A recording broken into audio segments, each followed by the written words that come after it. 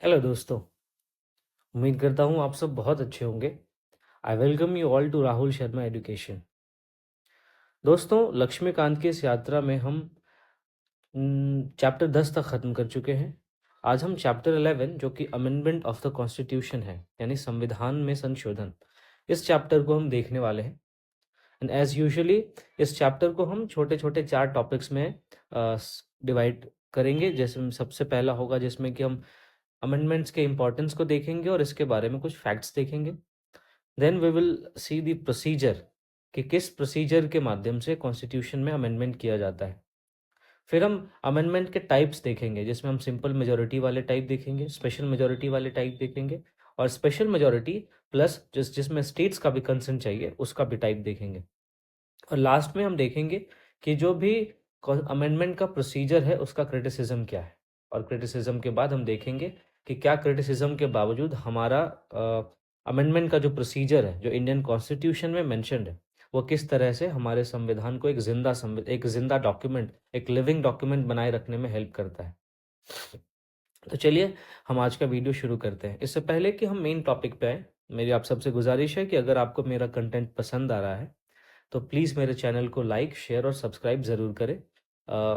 ज़्यादा से ज़्यादा लोगों तक आप इस वीडियो को पहुंचा सकते हैं। ठीक है, तो चलिए हम सीधा अपने टॉपिक पे बढ़ते हैं।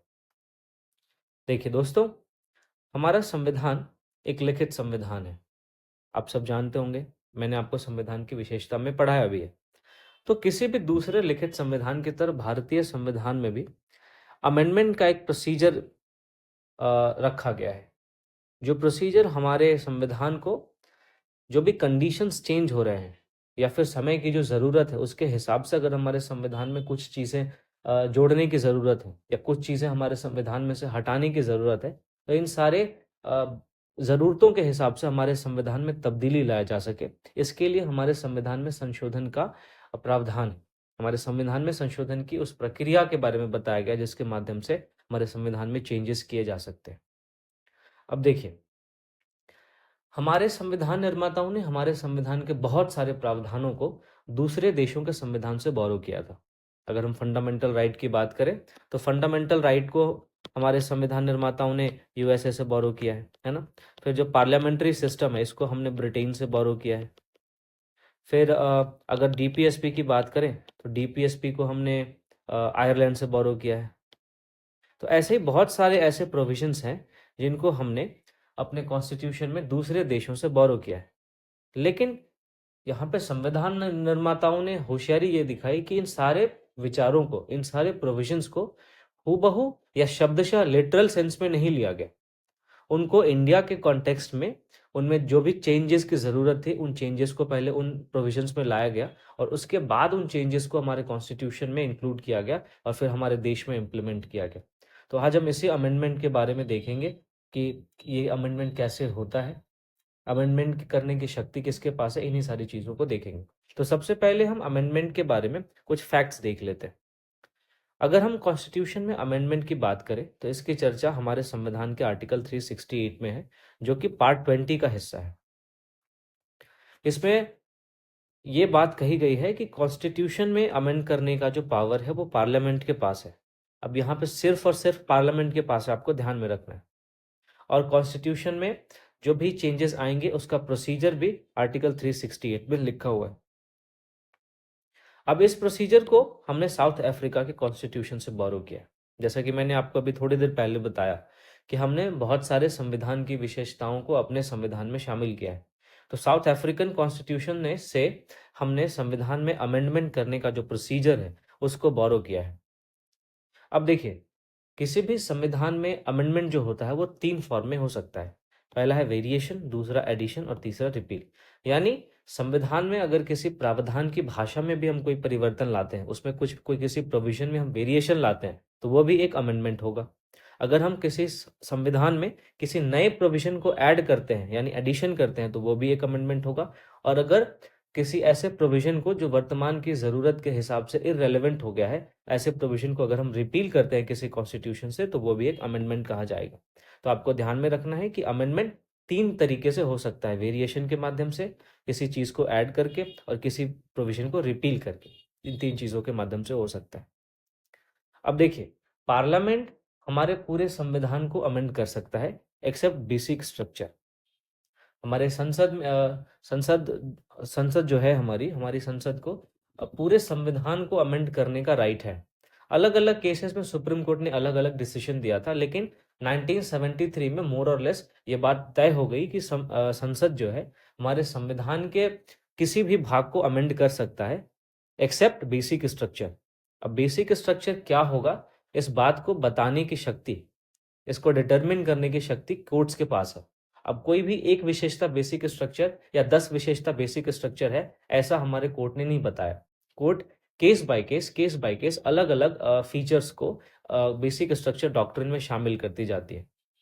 तो इसने एक ऐसा रास्ता कोर्ट्स के लिए खोल दिया जो कि कोर्ट्स के जुडिशियल रिव्यू के पावर को बहुत ही ज़्यादा शक्ति देती है और हमारे संविधान के साथ ज़्यादा छेड़छाड़ न किया जाए इस बात को भी इंश्योर करती है। तो हमने अभी देखा कि हमारे संविधान में जो अमेंडमेंट का प्रोसीजर है वो आर्टिकल 368 में है, जो पार्ट 20 का है। इस प्रोसीजर को हमने साउथ अफ्रीकन कॉन्स्टिट्यूशन से बोरो किया है। हमारे संविधान में अमेंडमेंट 3 फॉर्म में हो सकता है, वेरिएशन के फॉर्म में, एडिशन के फॉर्म में और रिपील के फॉर्म में। ठीक, फिर पार्लियामेंट को शक्ति है कि वो पूरे पूरे संविधान को अमेंड कर सकता है केवल बेसिक स्ट्रक्चर को छोड़ के। अब देखिए, जैसा कि मैंने आपको बताया कि एक अच्छा संविधान वैसा वही संविधान होता है जो अपने प्रोविजंस को अपने देश के परिप्रेक्ष्य में लागू करे।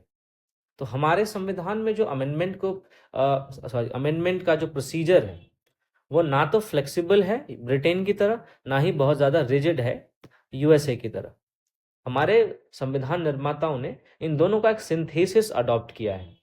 इसका मतलब ये है कि हमारे संविधान के कुछ प्रोविजंस ऐसे हैं जिसको बहुत आसानी से, यानी किसी ऑर्डिनरी लॉ के प्रोसेस के माध्यम से हम उन प्रोविजंस को अमेंड कर सकते हैं। वहीं हमारे संविधान के कुछ प्रोविजंस ऐसे हैं जिनको अमेंड करने के लिए एक बहुत ही रिजिड प्रोसीजर है।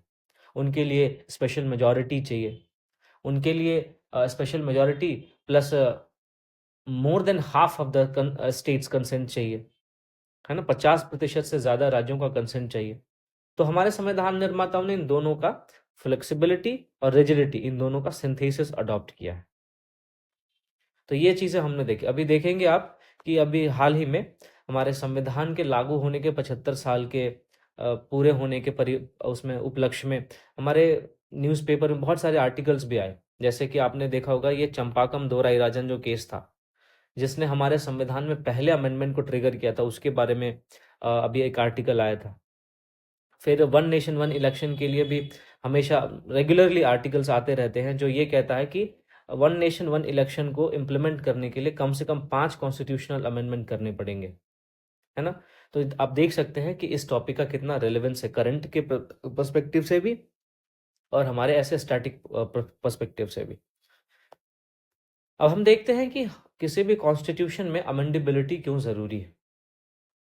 ठीक है, अगर कोई संविधान बना है, उस संविधान में समय समय पर संशोधन होते रहना क्यों ज़रूरी है।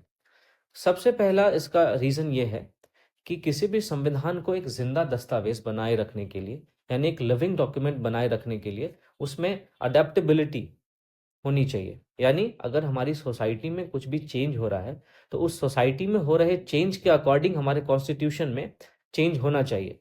तो हमारे कॉन्स्टिट्यूशन में इस बात की अडेप्टेबिलिटी होनी चाहिए जो हमारे सोसाइटी में हो रहे चेंज को एक्सेप्ट कर सके। क्योंकि हमें पता है कि कोई भी समाज लगातार इवॉल्व होता रहता है और यही अमेंडमेंट्स क्या करते हैं, उस इवॉल्व होते समाज की आकांक्षाओं को हमारे संविधान में शामिल करते रहते हैं। ठीक है, फिर दूसरा इम्पॉर्टेंस इसका ये है कि ये हमारे डेमोक्रेसी को मजबूत करता है, स्ट्रेंथन करता है। देखिए, डेमोक्रेसी भी कोई एक स्टैटिक प्रोसेस नहीं है। ऐसा नहीं होता कि किसी स्पेसिफिक टाइम पे आके डेमोक्रेसी का पूरी तरह से विकास हो गया। मैंने आपको बताया कि जैसे जैसे समाज में चेंज होते रहते हैं, वैसे वैसे समाज में प्रचलित अवधारणाओं में भी जो भी थ्योरीज हैं, जो भी डॉक्ट्राइन्स चले आ रहे हैं, जो भी प्रिंसिपल्स चले आ रहे हैं, उनमें भी चेंज होते रहते हैं उसी पर्सपेक्टिव से। तो जब डेमोक्रेटिक प्रिंसिपल्स इन्हांस अगर होते रहते हैं तो फिर ऐसे केसेस में भी हमारे राइट्स एक्सपेंड होते हैं, है ना। अब इलेक्टोरल प्रोसेस में इम्प्रूवमेंट आता है बेटर रिप्रेजेंटेशन को इंश्योर करने के लिए। इन सारी बातों के लिए जो अमेंडमेंट है वो ज़रूरी होता है। फिर अब कोई भी संविधान देखिए जब बनता है तो वो परफेक्ट नहीं होता। कोई भी दुनिया का कोई भी ऐसा संविधान नहीं है जो कि एक बार बन गया और उसमें कोई भी संशोधन करने की ज़रूरत ना पड़ी हो। हर एक संविधान शुरुआत से ही परफेक्ट नहीं होता, उसमें हमेशा कुछ न कुछ सुधार की गुंजाइश रहती है। तो इन्हीं गलतियों को, इन्हीं फ्लॉज़ को, इन्हीं एम्बिग्विटीज़ को, अस्पष्टता को जो है वो करेक्ट करने के लिए हमारे संविधान में अमेंडमेंट का होना बहुत ज़रूरी है। फिर क्या करता है अमेंडेबिलिटी? ये हमारे पावर डायनामिक्स को बैलेंस करता है। जो अमेंडमेंट का जो प्रोसीजर है, जो अमेंडमेंट का प्रोविज़न है, वो हमारे देश में पावर डायनामिक्स को बैलेंस करता है। ये क्या करता है कि हमारे देश में डिफरेंट ब्रांचेस ऑफ जो गवर्नमेंट है, उनके बीच में जो बैलेंस ऑफ पावर है, उसको मेंटेन करने में हेल्प करता है। और ये तो खासकर फेडरल सिस्टम में और भी ज़्यादा ज़रूरी हो जाता है, जो सिस्टम इंडिया में फॉलो किया जाता है। फिर हमारे राइट्स और लिबर्टीज़ को प्रोटेक्ट करने में भी अमेंडेबिलिटी एक बहुत इंपॉर्टेंट रोल प्ले करता है, क्योंकि अमेंडमेंट्स जो हैं वो इंडिविजुअल के फ्रीडम को सेफगार्ड करने में हेल्प कर सकता है। जो भी मार्जिनलाइज्ड कम्युनिटीज़ हैं उनके राइट्स को एक्सटेंड करने में हेल्प कर सकता है। इक्वालिटी को प्रमोट करने में हेल्प कर सकता है। अब जैसे एग्जांपल आप देखिए, जो 86th अमेंडमेंट था, इस अमेंडमेंट ने राइट टू एजुकेशन को हमारे कॉन्स्टिट्यूशन में शामिल किया। अब इससे समाज के ऐसे तबके के लोग जो कि प्राइवेट स्कूल में अपने बच्चों को नहीं भेज सकते थे, है ना, अब वो सरकारी स्कूल में अपने बच्चों को भेजने लग गए, क्योंकि सरकार पे ये जिम्मेदारी थोपी गई कि आप 6 से 14 साल के बच्चों को निःशुल्क शिक्षा उपलब्ध करवाएंगे। तो किस तरह से हमारे राइट्स और हमारी लिबर्टीज़ को प्रोटेक्शन मिल रहा है। तो ये क्यों संभव हुआ? क्योंकि हमारा कॉन्स्टिट्यूशन एक अमेंडेबल है, एक अमेंडेबल कॉन्स्टिट्यूशन है। इसमें हमारे देश की ज़रूरतों के हिसाब से बदलाव किए जा सकते हैं। इसमें समाज की ज़रूरतों के हिसाब से तब्दीली लाई जा सकती है। फिर देखते हैं कि अमेंडेबिलिटी इसलिए भी इम्पॉर्टेंट है ताकि अगर कोई भी प्रोग्रेसिव रिफॉर्म हमारे कॉन्स्टिट्यूशन में या हमारे देश में लाना हो, तो उस प्रोग्रेसिव रिफॉर्म को फैसिलिटेट कर सके। अब जैसे गवर्नमेंट कोई प्रोग्रेसिव सोशल या इकोनॉमिक रिफॉर्म लाना चाहती है, तो वो बिना कोर कॉन्स्टिट्यूशनल स्ट्रक्चर को वायलेट किए ऐसे प्रोविजंस को ला सकती है, अगर पहले से ही हमारे संविधान में अमेंडमेंट करके ऐसे लक्ष्य निर्धारित कर दिए जाएं जो कि सोशल और इकोनॉमिक प्रोग्रेसिवनेस को बताते हो, सोशल और इकोनॉमिक प्रोग्रेस के बारे में हो। तो फिर ऐसे केसेस में जो भी प्रोग्रेसिव रिफॉर्म्स गवर्नमेंट लाना चाहती है वो बहुत ज़्यादा आसानी से इम्प्लीमेंट हो पाएंगे। और फिर जो अमेंडेबिलिटी है वो हमारे देश में नेशनल यूनिटी और इंटीग्रिटी को प्रिजर्व करने का काम करता है, क्योंकि नेशनल क्राइसिस के टाइम में या फिर जब भी रीजनल डिस्पैरिटीज़ हो, क्षेत्रीय असमानता हो, अमेंडमेंट्स एक लीगल सॉल्यूशन प्रोवाइड करता है जो हमारे देश में यूनिटी को और स्टेबिलिटी को प्रमोट करता है। तो ये 6-7 आपको ध्यान में रखने हैं पॉइंट्स, जब आप अपने आंसर लिखेंगे कि संविधान में संशोधन क्यों महत्वपूर्ण है। एक बार फिर से मैं रिवाइज करवा देता हूँ कि संविधान में संशोधन इसलिए महत्वपूर्ण है ताकि जो भी चेंजेस हमारी सोसाइटी में हो रहे हैं उसके हिसाब से हमारा संविधान अडेप्ट कर सके, हमारे डेमोक्रेसी को मजबूत कर सके। ठीक है, जो भी हमारे संविधान में फ्लॉज या एम्बिग्विटीज रह गई हैं उनको करेक्ट किया जा सके, है ना। फिर हमारे देश में जो पावर डायनामिक्स है उसको बैलेंस किया जा सके, राइट्स और लिबर्टीज को प्रोटेक्ट किया जा सके, प्रोग्रेसिव रिफॉर्म्स को फैसिलिटेट किया जा सके, और जो नेशनल यूनिटी एंड इंटेग्रिटी है इसको भी प्रिजर्व किया जा सके। इन 7 बिंदुओं के माध्यम से हम समझेंगे, हमने देखा कि जो अमेंडमेंट का प्रोसीजर है, जो अमेंडमेंट की विशेषता है वो हमारे लिए इम्पॉर्टेंट है। ठीक है, तो अमेंडमेंट क्या करता है? किसी भी संविधान को एक लिविंग डॉक्यूमेंट बनाए रखने में हेल्प करता है, और ये संविधान एक ऐसा संविधान बन पाता है जो अपने देश के साथ ग्रो करता है। चलिए, अब हम देखते हैं कि अमेंडमेंट का प्रोसीजर क्या है। अमेंडमेंट के प्रोसीजर के बारे में आर्टिकल 368 में चर्चा की गई है। इसके प्रोसीजर को हम इन 4-5 बिंदु जितने भी हैं हम देखते हैं। सबसे पहले कि अमेंडमेंट से रिलेटेड जो बिल है वो पार्लियामेंट के किसी भी हाउस में इंट्रोड्यूस किया जा सकता है। आपको ध्यान में रखना है कि स्टेट लेजिस्लेचर में अमेंडमेंट से related constitutional amendment bill introduce नहीं किया जा सकता, केवल और केवल पार्लियामेंट में, और पार्लियामेंट के किसी भी हाउस में इंट्रोड्यूस किया जा सकता है। फिर इस बिल को या तो कोई भी मिनिस्टर या प्राइवेट मेंबर इंट्रोड्यूस कर सकता है, और इस बिल के लिए प्रेसिडेंट के पूर्वानुमति की जरूरत नहीं होती है। ठीक है। मिनिस्टर और प्राइवेट मेंबर में क्या फ़र्क होता है? देखिए, मिनिस्टर ऐसे होते हैं जो ऐसे मेंबर ऑफ पार्लियामेंट हैं जो काउंसिल ऑफ मिनिस्टर्स के पार्ट हैं। अब उनके अलावा जितने भी मेंबर ऑफ पार्लियामेंट हैं वो सारे प्राइवेट मेंबर कहे जाते हैं, चाहे वो रूलिंग पार्टी से हो या अपोजिशन पार्टी से हो। रूलिंग पार्टी का भी अगर कोई एमपी मिनिस्टर यानी काउंसिल ऑफ मिनिस्टर में शामिल नहीं है तो वो भी प्राइवेट मेंबर ही कहा जाता है। ठीक है, आपको ध्यान में रखना है। फिर प्रत्येक हाउस से यह बिल पास होना चाहिए by a special majority, that is the total membership of the house and the majority of 2/3 members of house present and voting. अब स्पेशल जो भी कॉन्स्टिट्यूशन अमेंडमेंट बिल है वो दोनों हाउस से, लोकसभा से भी राज्यसभा से भी अलग अलग स्पेशल मेजॉरिटी से पास होना चाहिए। अब स्पेशल मेजॉरिटी कहने का मतलब यही है कि जैसे अब लोकसभा की टोटल जो सीट्स हैं वो 543 हैं, तो स्पेशल मेजॉरिटी का मतलब कि 543 का 50%, सॉरी 543 का 50% +1 होना ही चाहिए। साथ ही साथ जिस दिन वो बिल पे वोटिंग होने वाली है उस दिन जितने लोग प्रेजेंट हैं और जितने लोग वोट कर रहे हैं उसका 2/3 होना चाहिए। मैं उम्मीद करता हूँ आपको समझ में आया होगा। तो 2/3 प्रेजेंट एंड वोटिंग, और फिर जो टोटल मेंबरशिप है उसका 50% +1। ठीक है, चलिए आगे बढ़ते हैं।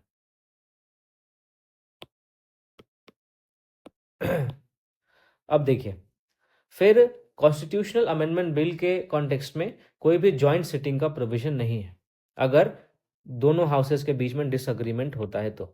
अब हम देखेंगे आगे कि जब भी किसी ऑर्डिनरी लॉ को पास किया जाता है और इस लॉ के इनैक्टमेंट में जब भी कोई डेडलॉक लग जाता है लोकसभा और राज्यसभा के बीच में, मान लीजिए कि लोकसभा ने पास कर दिया और राज्यसभा उसको पास नहीं कर रही है, उसको होल्ड करके रखे हुए, तो ऐसे डेडलॉक की स्थिति में एक जॉइंट सिटिंग का प्रोविजन है जिसमें, माफ कीजिएगा, जिसमें लोकसभा और राज्यसभा के मेंबर्स एक साथ आते हैं, लोकसभा का स्पीकर उसको चेयर करता है और इस जॉइंट सिटिंग में उस ऑर्डिनरी लॉ के बारे में डिसीजन लिया जाता है।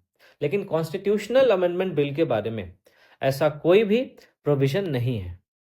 कॉन्स्टिट्यूशनल अमेंडमेंट बिल के बारे में जो है वो जॉइंट सिटिंग नहीं बुलाई जा सकती।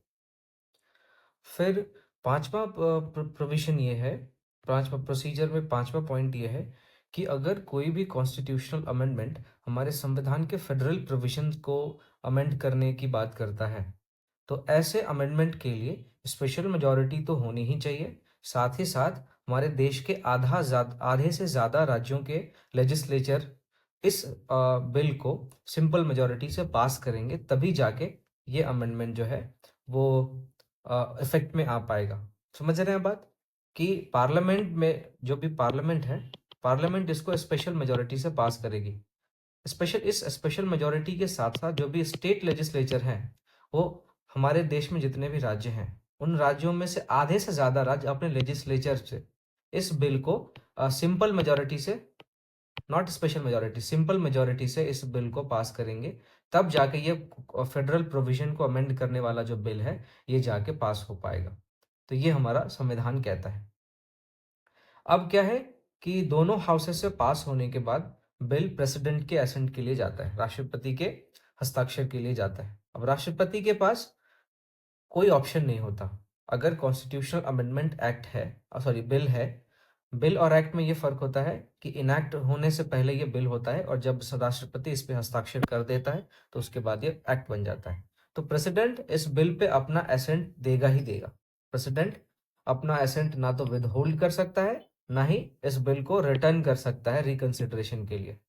जो 24th अमेंडमेंट ऑफ 1971 था उसने इस बात को लिख दिया कि अगर कोई कॉन्स्टिट्यूशनल अमेंडमेंट बिल प्रेसिडेंट के पास जाता है दोनों हाउसेस से पास होने के बाद स्पेशल मेजॉरिटी से, ध्यान में रखना है आपको, तो ऐसे केसेस में जो प्रेसिडेंट है उसको उस अमेंडमेंट बिल पर अपना एसेंट देना ही होगा, ये उसके लिए बाध्यकारी है।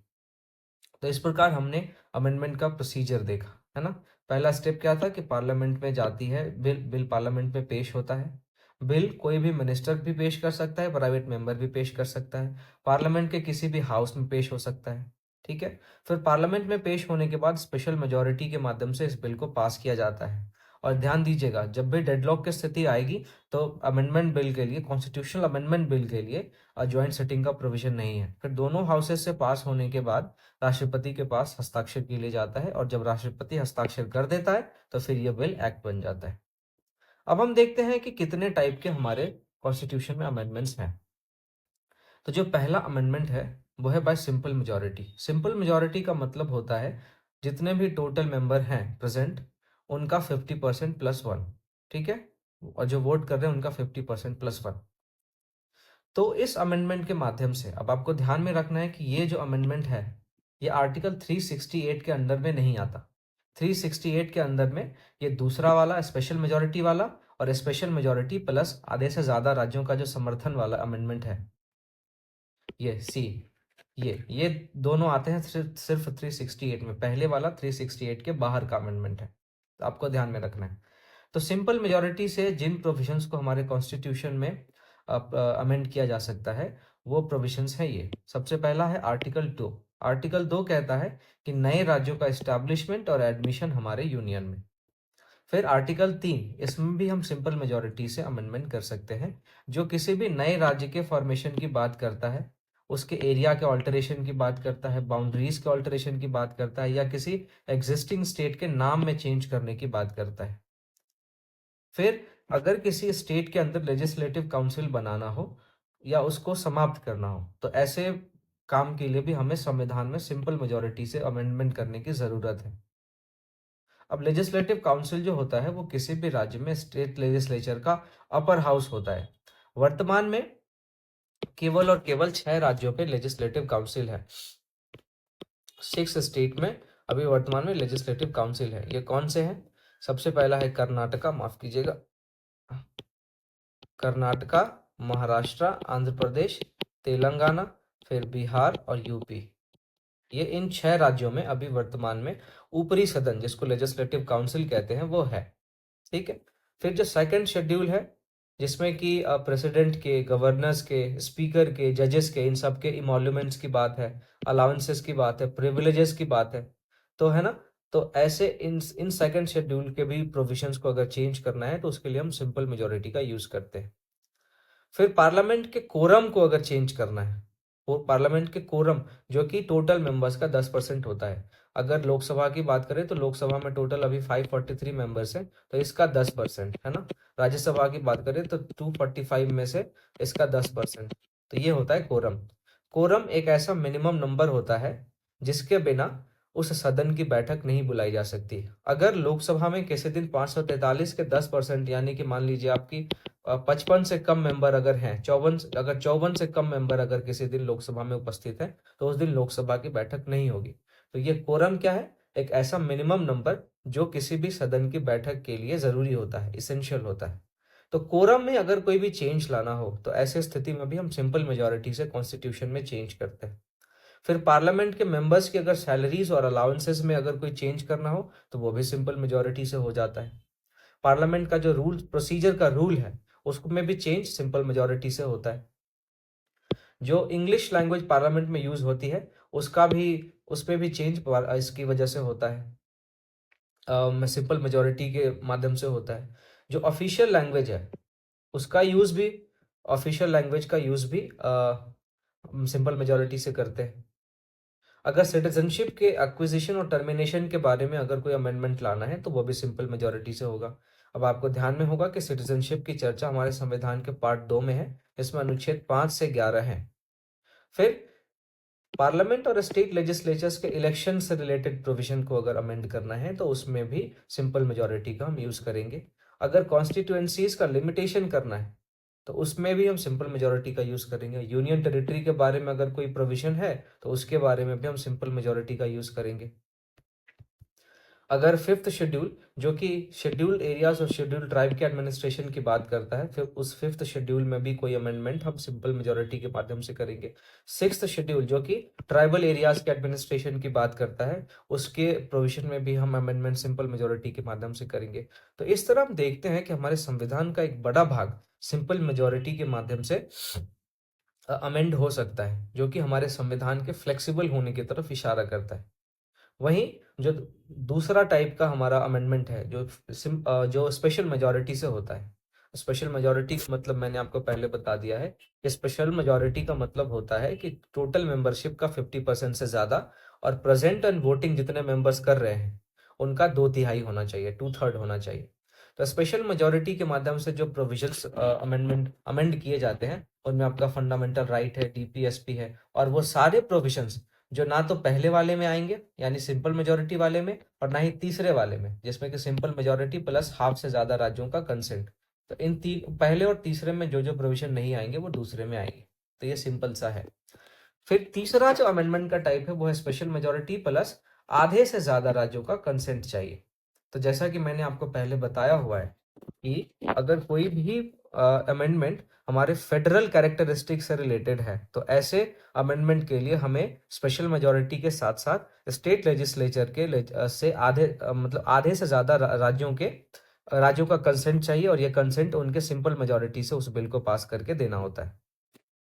तो इसमें क्या क्या प्रोविजंस हम एक बार देख लेते हैं। अगर प्रेसिडेंट का इलेक्शन है और प्रेसिडेंट का इलेक्शन का जो मैनर है उसमें कोई चेंज करना है तो आपका ये तीसरा वाला जो टाइप है वो यूज होगा, यानी 50 पर स्पेशल मेजोरिटी प्लस आधे से ज्यादा राज्यों का कंसेंट। फिर एग्जीक्यूटिव पावर अगर यूनियन का एक्सटेंड करना हो या फिर स्टेट का एक्सटेंड करना हो तो ऐसी स्थिति में भी जो तीसरा वाला टाइप है वो यूज होगा। सुप्रीम कोर्ट और हाई कोर्ट से रिलेटेड प्रोविजन भी हमारे फेडरल प्रोविजन में आ जाएंगे। Distribution of legislative power between the union and the states, जो भी यूनियन और स्टेट का अपना अपना लेजिस्लेटिव पावर है उसका डिस्ट्रीब्यूशन में अगर कोई चेंज करना है तो वो सारे के सारे हमारे और टाइप 3 वाले अमेंडमेंट के हो जाएंगे। जीएसटी काउंसिल, इसमें भी अगर कोई चेंज करना है तो टाइप 3 का अमेंडमेंट करना पड़ेगा। जो 7th शेड्यूल है जिसमें 3 लिस्ट है, central list, state list and concurrent list, उसमें भी अगर कोई चेंज करना है तो उसमें भी हम टाइप 3 के माध्यम से अमेंडमेंट करेंगे। अगर स्टेट्स का रिप्रेजेंटेशन हमारे पार्लियामेंट में जो है, जो कि हमारे 2nd शेड्यूल में है, माफ कीजिएगा 4th शेड्यूल में है, तो 4th शेड्यूल में भी जो अगर कोई चेंज आता है तो उसको हम टाइप 3 के माध्यम से अमेंड करते हैं। फिर आर्टिकल 368 जिसमें कि अमेंडमेंट का प्रोसीजर खुद लिखा हुआ है, उस अमेंडमेंट को भी खुद टाइप 3 के माध्यम से हम अमेंड करते हैं जिसमें स्पेशल मेजोरिटी प्लस आधे से ज्यादा राज्यों का समर्थन चाहिए। अब यहाँ पे एक चीज गौर करने वाली है, देखिए जो भी सिंपल मेजोरिटी वाले प्रावधान हैं ये हमेशा हमेशा सेंटर को ज्यादा पावर दे रहे हैं। अब हमारे यहाँ पे क्या फेडरलिज्म को अपनाया गया है, तो चूंकि फेडरलिज्म की विशेषता को बनाए रखने के लिए, जो फेडरलिज्म के टेनेट्स हैं उनको प्रिजर्व करने के लिए, उनको प्रोटेक्ट करने के लिए ऐसे प्रोविजंस को अमेंड करने के लिए एक मुश्किल प्रक्रिया का जिक्र किया गया है। देखिए, है ना, फेडरलिज्म के प्रोविजन को अगर हमको प्रिजर्व करना है, उसके टेनेट्स को अगर प्रिजर्व करना है तो ऐसे इसके लिए हमारे संविधान में जो अमेंडमेंट का प्रोसीजर है वो बहुत ज्यादा रिजिड है ताकि केंद्र राज्यों के मामले में बहुत ज्यादा हस्तक्षेप ना कर सके। अब यहाँ पे मैं आपको बताता हूँ कि अगर जो लेजिस्लेटिव पावर है स्टेट्स का उसमें अगर कोई चेंज लाया जाए तो इससे क्या सेंटर मजबूत होगा। इनके लेजिस्लेटिव पावर को स्टेट्स के लेजिस्लेटिव पावर को कट कर दिया जाए और उस लेजिस्लेटिव पावर को यूनियन को दे दिया जाए तो इससे क्या यूनियन मजबूत नहीं हो जाएगा। तो क्या इससे हमारा जो संघवाद है वो गलत तरीके से प्रभावित होगा, नहीं होगा? बिल्कुल होगा। फिर जो 7th शेड्यूल में 3 लिस्ट की चर्चा है जिसमें सेंट्रल लिस्ट, स्टेट लिस्ट और कॉन्करेंट लिस्ट है, तो उन तीनों लिस्ट में अलग अलग विषय की चर्चा है जिसपे सेंटर कानून बना सकता है, स्टेट कानून बना सकता है, और कॉन्करेंट लिस्ट के विषयों पे सेंटर और स्टेट दोनों मिल के कानून बना सकते हैं। तो अगर मान लीजिए कॉन्करेंट लिस्ट के किसी भी स्टेट लिस्ट के किसी प्रोविजन को सेंट्रल लिस्ट में डाल दिया गया तो इससे राज्य की तो शक्ति कम हो जाएगी कानून बनाने की, या फिर स्टेट लिस्ट के किसी भी प्रोविजन को कॉन्करेंट लिस्ट में भी डाल दिया जाए तो ऐसी स्थिति में भी क्या है कि कॉन्करेंट लिस्ट पर चूंकि केंद्र और राज्य दोनों मिलकर कानून बना सकते हैं तो ऐसी स्थिति में भी राज्य की जो कानून बनाने की शक्ति है वो शक्ति थोड़ी कम हो जाएगी। ओके, तो इस वजह से हमारे संघवाद की विशेषता को सुरक्षित रखने के लिए जो फेडरलिज्म से रिलेटेड जो भी प्रोविजन में अमेंडमेंट किया जाता है उसका जो प्रोसेस है वो बहुत ज्यादा रिजिड है। तो ये हमारा अमेंडमेंट का टाइप्स था। अब हम अमेंडमेंट प्रोसीजर का क्रिटिसिज्म देखते हैं। पहला क्रिटिसिज्म तो ये है कि हमारे यहाँ पे कोई भी स्पेशल बॉडी का प्रोविजन नहीं है जो अमेंडमेंट करे। यूएसए में एक अलग बॉडी बनाई गई है जो उनके कॉन्स्टिट्यूशन में अमेंडमेंट का प्रोसीजर देखती है, अमेंडमेंट को देखती है।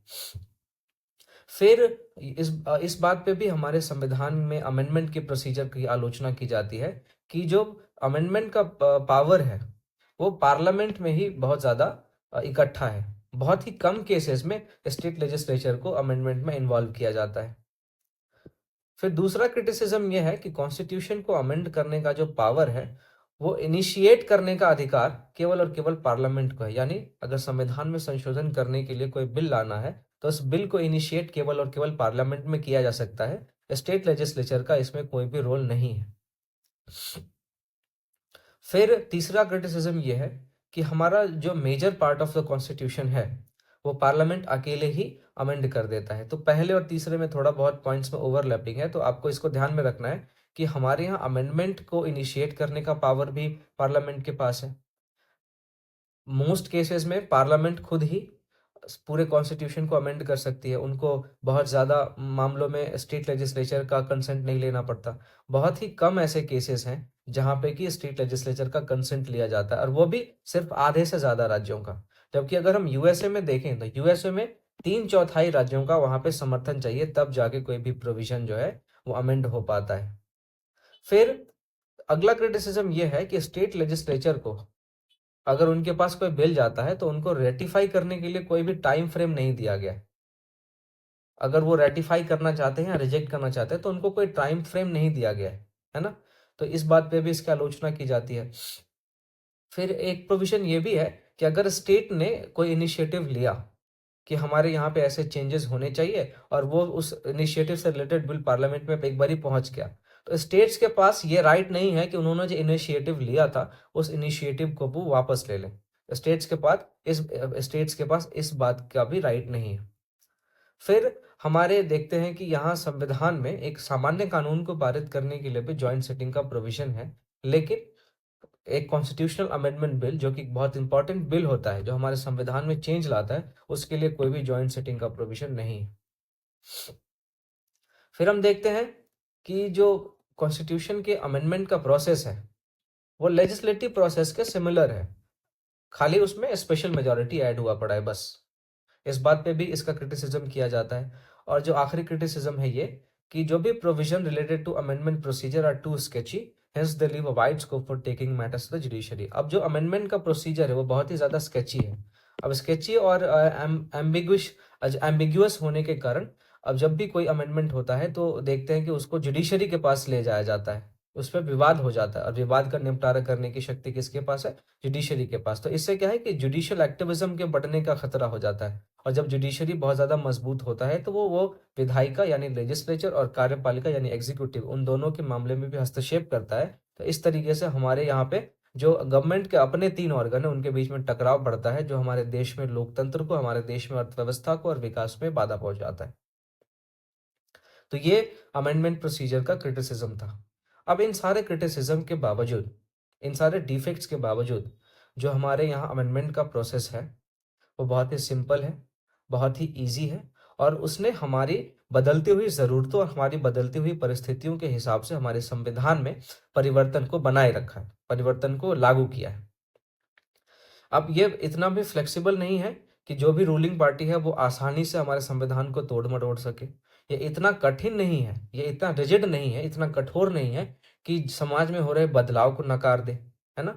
तो इसलिए हमारे यहाँ पे जो प्रोसीजर है वो मिक्सचर है, और इसी प्रोसीजर के तहत हम देखते हैं कि हमारे संविधान में अभी तक 106 संशोधन किए जा चुके हैं। मैं आपसे उम्मीद करता हूँ कि आप कमेंट सेक्शन में मुझे ये बताएंगे कि जो लास्ट के 6 संशोधन है, कॉन्स्टिट्यूशनल अमेंडमेंट जो लास्ट का है वो कौन कौन सा है, उसमें क्या क्या प्रोविजन थे। सबसे आखिरी जो है वो 106वां है, जिसमें लेजिस्लेचर में महिलाओं के लिए सीट्स के रिजर्वेशन का प्रोविजन है। ये मैंने आपको बताया। आपको 101, 102, 103, 104 और 105, ये 5 प्रोविजन के बारे में मुझे कमेंट करके बताना है कि इन प्रोविजन में किन किन बातों की चर्चा है।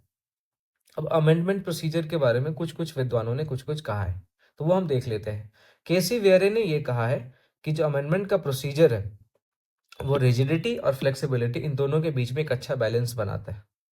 जवाहरलाल नेहरू और अंबेडकर ने भी हमारे अमेंडमेंट के प्रोसीजर को सपोर्ट किया था।